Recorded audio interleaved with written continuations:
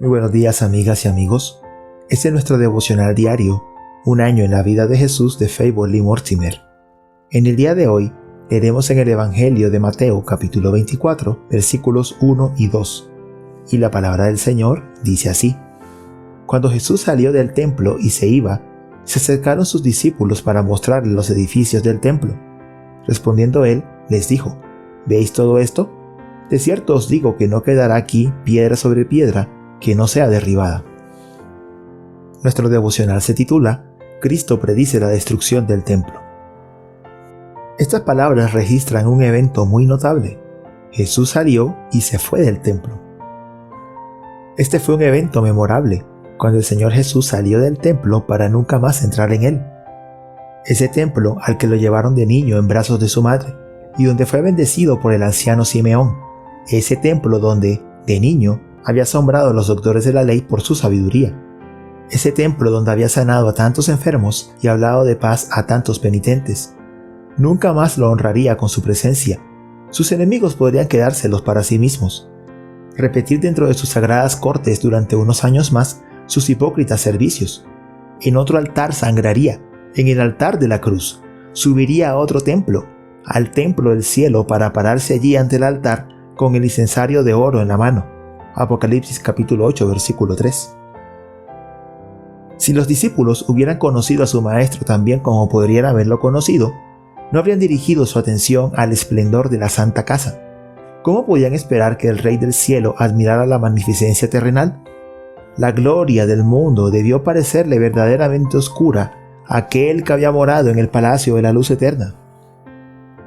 Un poco antes había llamado a los discípulos. ¿Con qué propósito? ¿Fue para mostrarles un objeto que el mundo admira? ¿Un monarca magníficamente vestido o un edificio bellamente adornado? ¿O incluso la perspectiva de una belleza superior? No, era para mostrarles una visión agradable a los ojos de Dios, una viuda pobre dedicada de corazón a su servicio. ¿Con qué propósito diferente vinieron los discípulos a su maestro? Pero en lugar de admirar la magnificencia del templo, Jesús pronunció esta asombrosa profecía: no quedará piedra sobre piedra que no sea derribada. Durante 9 años antes del nacimiento del Salvador, Herodes el Grande había mantenido a 18,000 obreros empleados continuamente en la reparación del templo, y desde su muerte los judíos lo habían continuado mejorando. Estaba construido sobre una roca maciza y estaba compuesto de piedras, algunas de las cuales tenían 20 metros de largo. ¿Quién podría creer que se arrojarían piedras semejantes? Sin embargo, aproximadamente 40 años después de que se pronunció la profecía, el lugar donde estaba el templo se convirtió en un campo baldío, porque los romanos hicieron que se excavaran los cimientos en busca de tesoros escondidos. Dios conoce el destino de cada edificio que ahora atrae la admiración humana. La mezquita de Omar, que se encuentra donde una vez estuvo el templo, también tiene su hora señalada.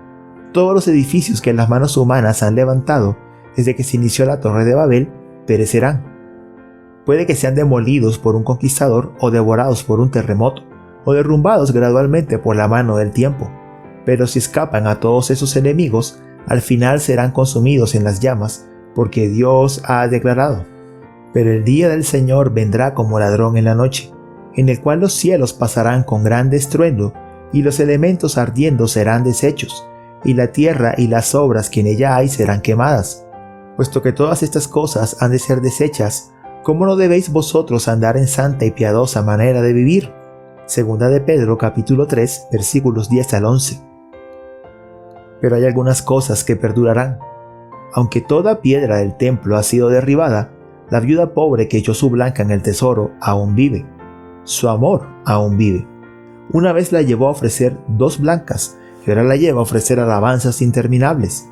Cuando contemplemos un edificio espléndido, recordemos que un creyente pobre y andrajoso es más glorioso a los ojos de Dios que esa construcción pomposa.